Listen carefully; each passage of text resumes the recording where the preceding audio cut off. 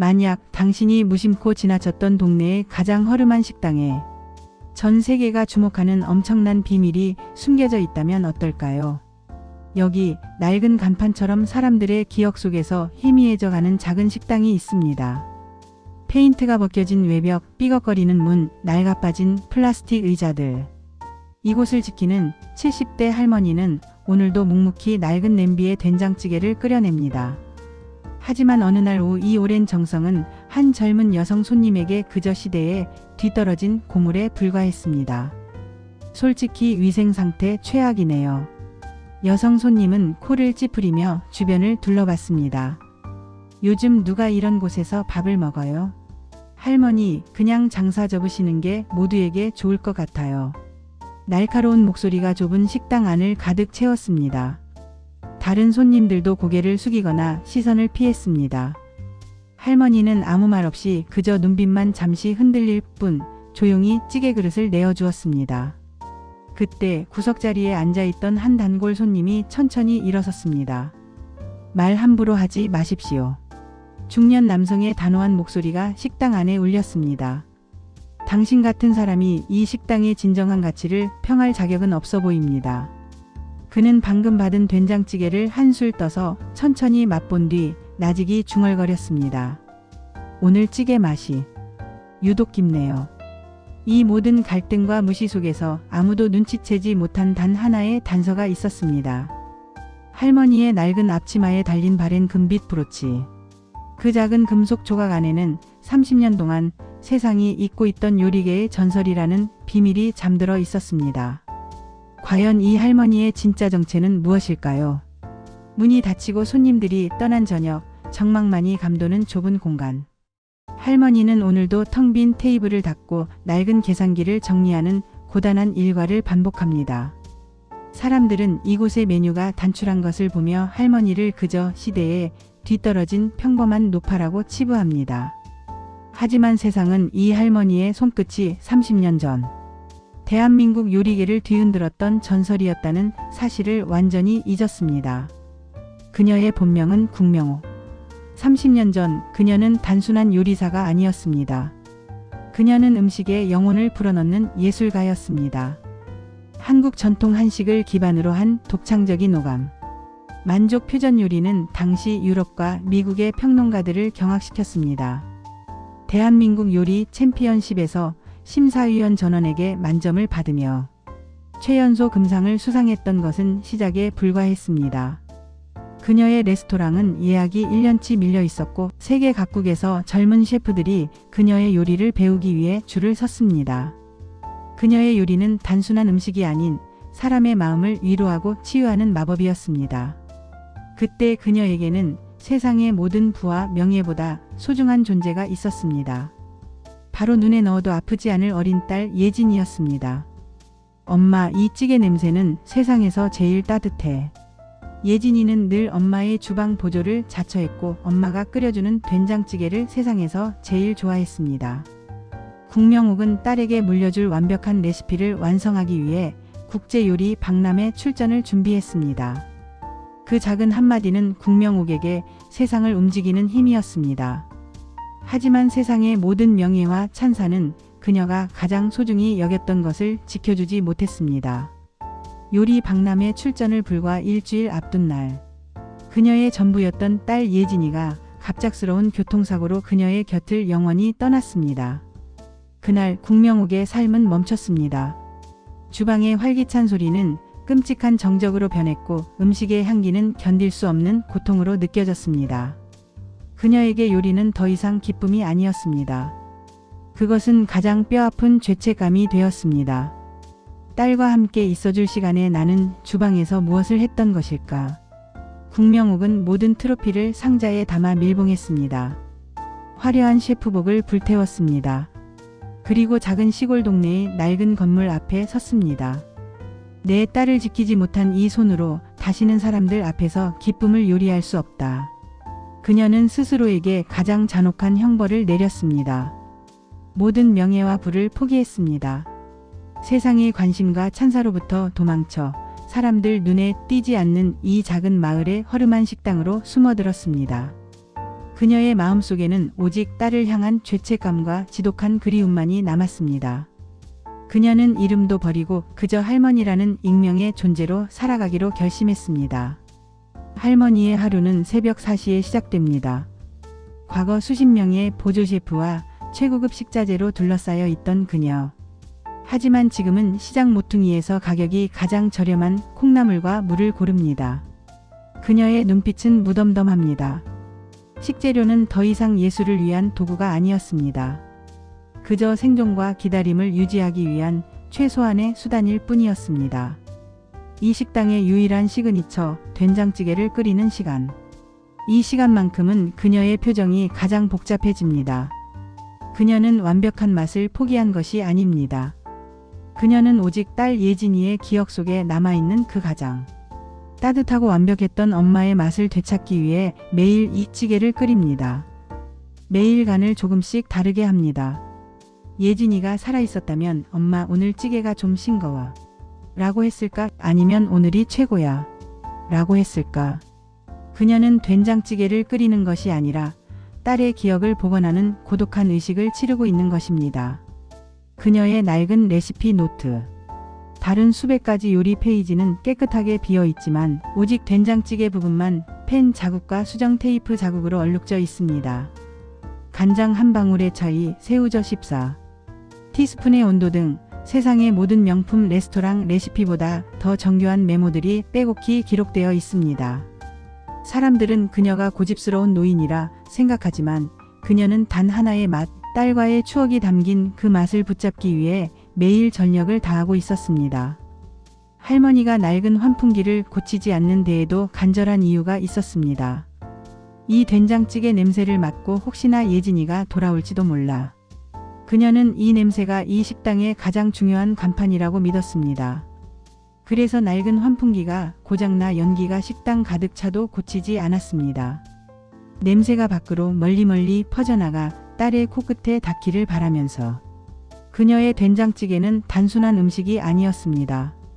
엄마의 사랑과 평생의 기다림이 담긴 희망의 레시피였습니다. 이 고독한 기다림 속에서 할머니를 믿는 유일한 존재들이 있었습니다.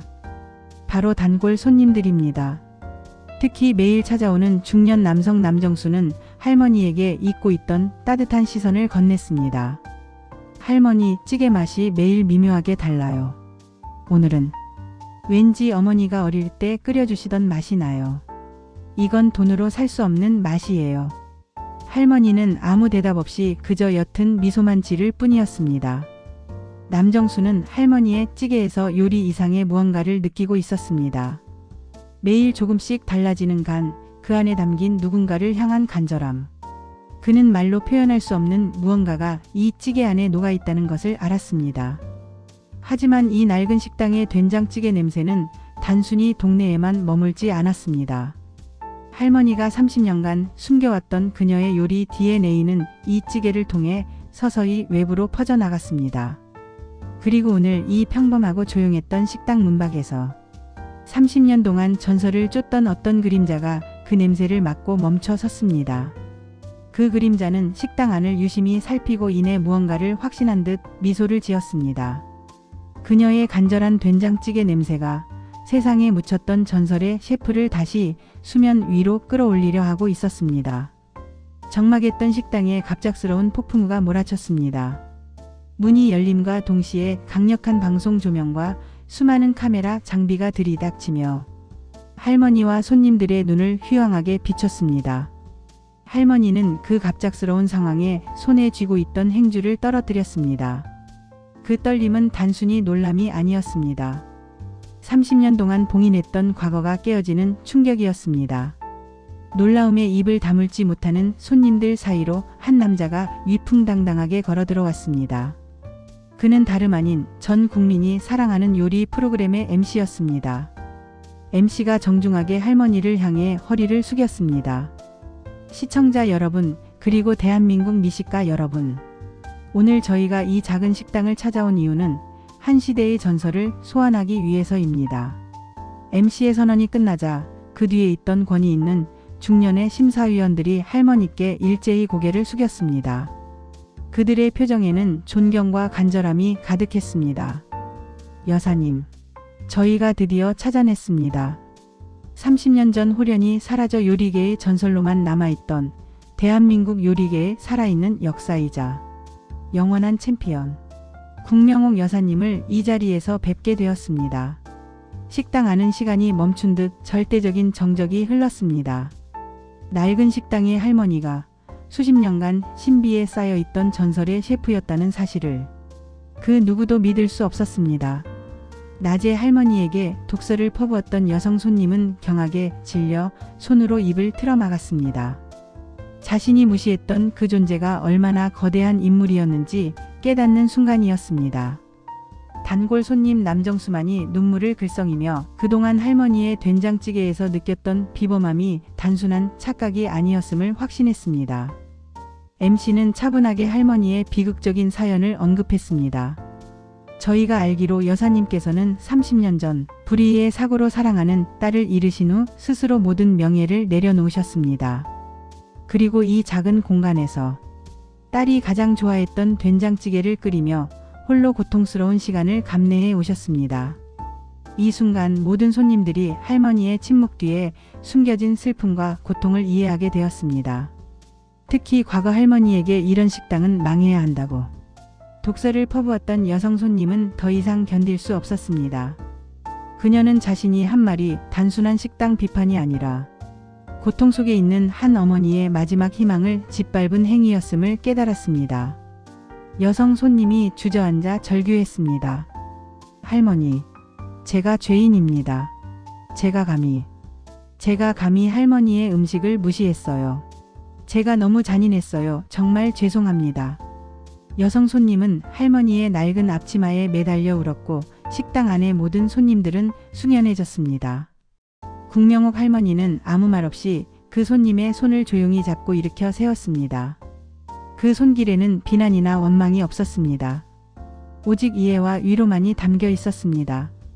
할머니의 고요한 눈빛은 말하고 있었습니다. 나는 이미 충분히 고통을 겪었고 당신의 후회는 나를 용서하는 첫걸음임을 안다고. 단골 손님 남정수는 눈물을 닦으며 진심을 담아 박수를 치기 시작했고 이내 모든 손님들이 박수로 할머니를 응원했습니다. MC는 감동적인 분위기 속에서 할머니에게 다시금 본론을 전했습니다. 여사님, 대한민국은 지금 여사님의 도움이 절실합니다. 30년 전 여사님께서 완성하지 못했던 꿈을 이제 다시 펼쳐주십시오.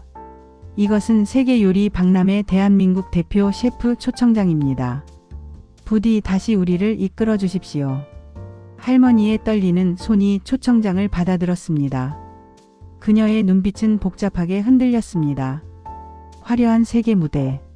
꿈을 이루지 못한 채 떠난 딸에게 명예로운 엄마의 모습을 보여줄 수 있는 마지막 기회. 하지만 동시에 이 작은 식당을 떠나면 딸과의 마지막 연결고리가 끊어질지도 모른다는 두려움.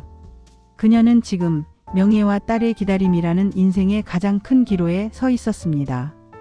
국명옥 할머니는 깊게 숨을 들이마시고 초청장을 품에 안았습니다. 주방 안의 낡은 냄비를 오래도록 바라보았습니다. 냄비 속 된장찌개에서 피어오르는 김이 춤을 췄습니다.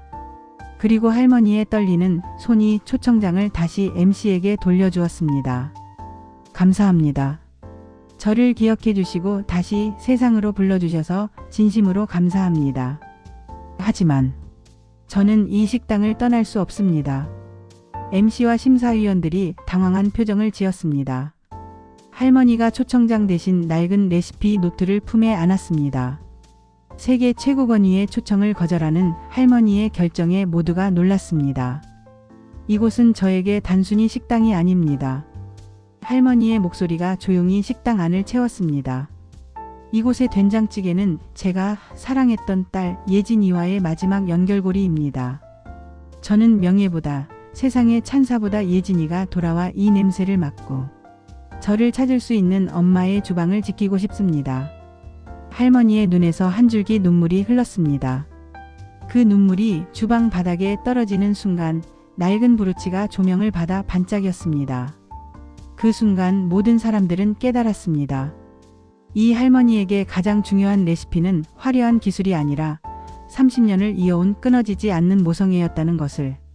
챔피언 국명욱이 아닌 평범한 엄마로서의 마지막 고집이자 가장 위대한 사랑의 표현이었습니다. 이때 오열을 멈춘 여성 손님이 할머니에게 다가와 머리를 숙였습니다. 할머니, 제가 매일 이곳에 와서 된장찌개를 먹어도 될까요? 제가 할머니의 첫 번째 진짜 단골 손님이 되겠습니다. 저에게 용서받을 기회를 주세요. 할머니는 그녀의 손을 잡고 조용히 미소를 지었습니다. 용서는 이미 끝났습니다. 할머니는 그 손님에게서 따뜻한 새로운 시작을 보았습니다. MC와 심사위원들은 할머니의 결정에 오히려 깊은 감명을 받았습니다. 여사님, 그렇다면 이렇게 해 주십시오. MC가 새로운 제안을 꺼냈습니다.